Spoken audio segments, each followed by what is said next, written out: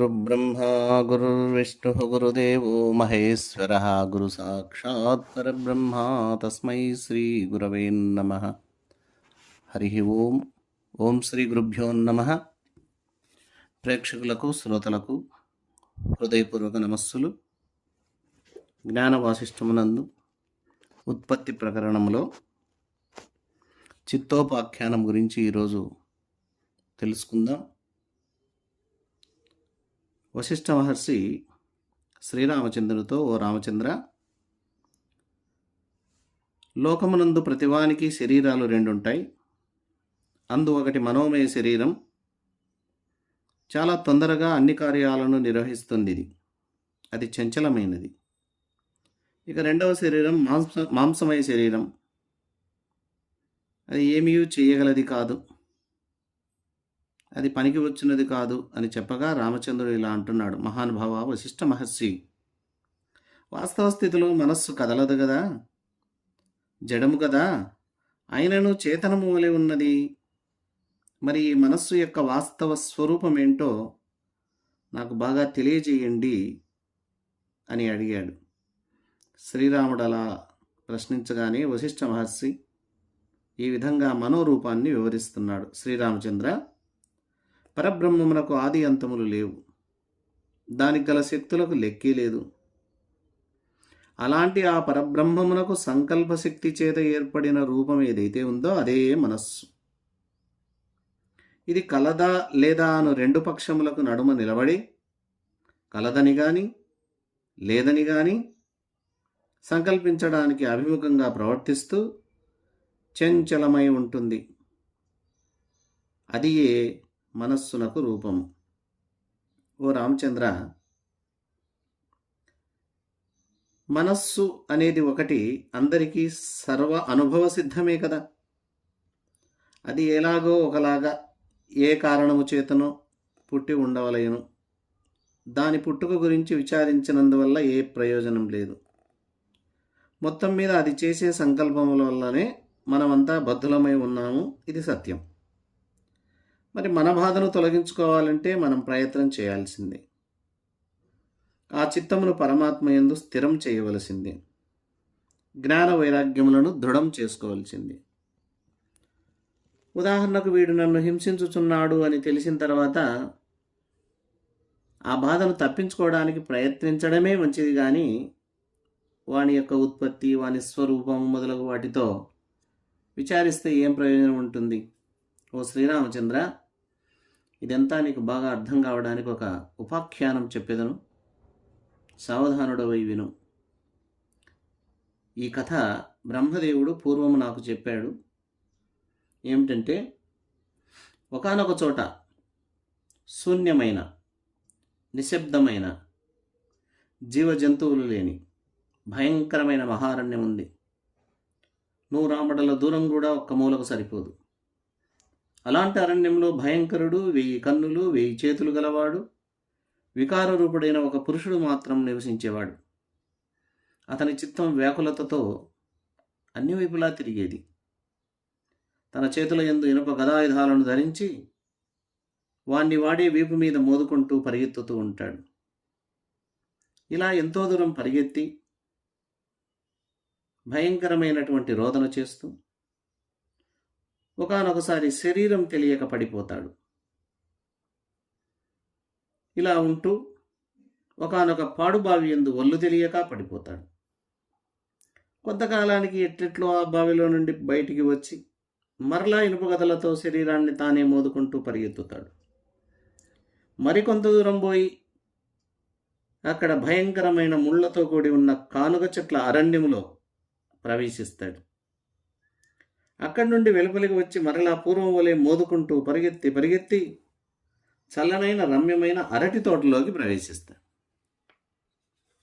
అక్కడ ఉన్నంతకాలం వానికి ఏ బాధయూ ఉండదు. నవ్వుచున్న వాని వలె మిక్కిలి సంతోషిస్తాడు. అక్కడైనను చాలా కాలం ఉండక వెంటనే బయటికి వచ్చి మరలా పూర్వం వలె మోదుకుంటూ పరిగెత్తడం ఆరంభిస్తాడు.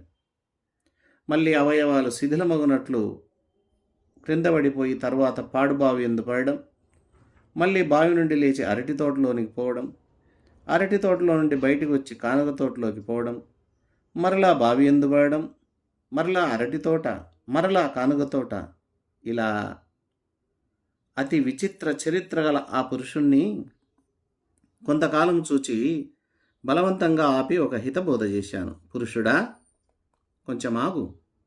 నీవెవ్వడవు? ఎందుకు ఇలా చేస్తున్నావు? నీ కోరిక ఏంటి? అనవసరంగా ఎందుకు పరిగెత్తున్నావు అని అడిగాను. దానికి వాడు ఇలా సమాధానం చెప్పాడు. ఓ మహాముని, నేనెవ్వడనూ కాను, నేనేమీ చేయడం లేదు. నీవే నన్ను పట్టుకున్నావు, నా విహారానికి భంగం చేశావు. నాకింతవరకు శత్రువులు లేరు, ఇప్పుడు నీవే నాకు శత్రుడవయ్యావు. నీ వల్ల నేను సుఖానికి గాక దుఃఖానికి గాక చెడిపోయాను అని చెప్పి ఆ ఇనుప గదాయుధాలు దెబ్బల చేత అలసి వివశములై ఉన్న తన యొక్క అవయవాలన్నిటినీ అతి విస్తారమగు ధ్వనితో అతి దీనుడై రోదన చేస్తూ తన అవయవములను చూచి నవ్వుకుంటూ అట్టహాసం చేస్తూ నేను చూచుచుండగానే ఆ అవయవాలనన్నిటినీ క్రమక్రమంగా విడిచిపెట్టాడు. ఆ అవయవాలను ఇటు అటు ఇటు అటు పారవేయించాడు.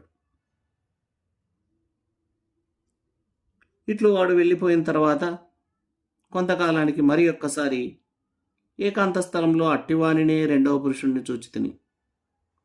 వాడు కూడా మొదటి వాని వలనే 1000 చేతుల యందు ఇనుపగదాయుధాలు ధరించి దేహాన్ని మోదుకుంటూ పాడుబావిలో పడుతూ మళ్ళీ వెలుపలికి వచ్చి ఆ తర్వాత అక్కడి నుండి కానుగ చెట్టుకు వెళ్ళి తోటలోకి వెళ్ళి ఆ తర్వాత అరటి తోటలోకి వెళ్ళడం, తిరిగి రావడం మొదలుపెట్టాడు. అతన్ని కూడా నేను బలవంతంగా నిలిపి ప్రశ్నించాను. వాడు కూడా మొదటివాడి వలె ఉత్తరమిచ్చి సమస్త అవయవాలను పారవేసి కనపడకుండా ఎట్లో వెళ్ళిపోయాడు. ఇలాగే మరొకసారి వేరొక పురుషుణ్ణి చూచాను. వాడు అరటి తోటకు కానీ కానగ తోటకు కానీ పోకుండా గదాయుధాలతో మోదుకుంటూ పరిగెత్తి పరిగెత్తి పాడుబావిలో పడిపోయాడు. వాడు ఎప్పటికీ బయటికి రాలేదు. చాలా రోజులు అక్కడే వెతికాను, వాడు వెలుపలికి రాలేదు. మరి ఒక సమయం నందు అట్టివాడే వేరొకడు పడ్డాడు. వాణ్ణి కూడా బలాత్కారంగా నిలిపి ప్రశ్నించాను. వాడు నాకు అసలే సమాధానమే చెప్పలేదు. ఈ విధంగా ఆ మహారణ్యంలో ఎంతోమంది తిరుగుతున్నారు. స్వస్వరూప జ్ఞానం లేనివారు ఆ అరణ్యమునే సుఖకరంగా తలంచుచున్నారు అని కథ చెప్పగా శ్రీరామచంద్రుడు అంటున్నాడు, ఓ మునీంద్ర, ఆ అరణ్యం ఏది, ఎక్కడ ఉన్నది? అక్కడున్న పురుషులెవరు? వారేమి చేయుచున్నారు? ఓ దోషరహితుడా వశిష్ఠ మహర్షి, నాకేమీ అర్థం కావడం లేదు, దీన్నంతా వివరించి చెప్పు అని వశిష్ఠ మహర్షిని అడుగా ఆ వశిష్ఠ మహర్షి, ఓ రఘుకుల తిలక వీరాగ్రేసరా, నీకు సర్వం వివరించి చెప్తాను విను. నేను చెప్పినటువంటి అరణ్యం అడవి కాదు, అది ఒక ప్రదేశం కాదు, అక్కడున్న వాళ్ళు మనుషులు గారు. శూన్యప్రాయమై బహువిధ వికారములతో కూడినటువంటి సంసారం ఏదైతే ఉందో అదే అరణ్యం. ఆ అరణ్యంలో పురుషులు అనేకులు తిరుగుతున్నారని చెప్పాను కదా, వారు పురుషులు గారు, మనస్సులు. ఆ పురుషులను నేను ఆపాను అని చెప్పాను కదా, ఆ నేను అంటే వివేకము అని తెలుసుకో. ఆ పురుషులు చీకటి నూతిలో పడిపోతున్నారు అని చెప్పాను కదా, ఆ చీకటి నూతి ఏదో కాదు, నరకము. ఆ పురుషులు అప్పుడప్పుడు అరటి తోటలోకి వెళ్తున్నారని చెప్పాను కదా, అది ఏదో కాదు, స్వర్గము. ఆ పురుషులు అప్పుడప్పుడు కానుగల అడవిలోకి వెళ్తున్నారని చెప్పాను కదా, అది ఏదో కాదు, మనుష్యలోకము. మరి ఆ చీకటి నూతల యందు పడి వెలుపలకు రాని పురుషులు ఎవ్వరు గలరో వారు మహాపాపవంతములకు మనస్సులే. అంటే వారు నరకము నుండి ఎప్పటికీ విడుదల లేని విధంగా ఉన్నారు. నీవు నన్ను చూచావు, నాకు శత్రువు, నేను చెడిపోయానని మొదటి పురుషుడు పలికాడే. అంటే అహంకార మమకారములతో కూడి ఉన్నదవ్వడం వల్ల వివేకమున్నా ఆ అభిమానాన్ని వదల్లేక వీరు నావారు, వీరిని ఎలా వదలాలి అనే మమకార వాసన బలం చేత దుఃఖించేవారు మొదటి పురుషునికి అర్థం.